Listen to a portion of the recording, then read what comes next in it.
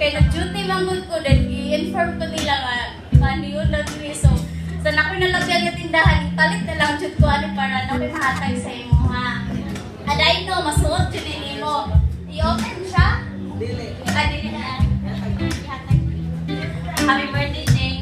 So, ang kana kong ihatag si Madi nga, it symbolize your personality. You're a sweet daughter to your parents, to your sisters, and siya pink na siya sa sign of.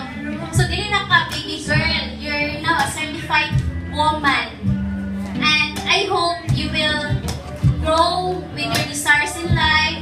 And kung sa imong dreams, di mo naman siyang i-follow. Follow your heart.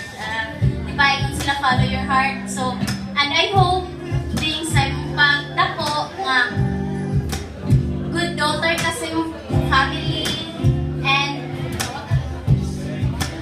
in ups and down, narami permis sa imong hangsay. Happy birthday again. Okay, thank you so much.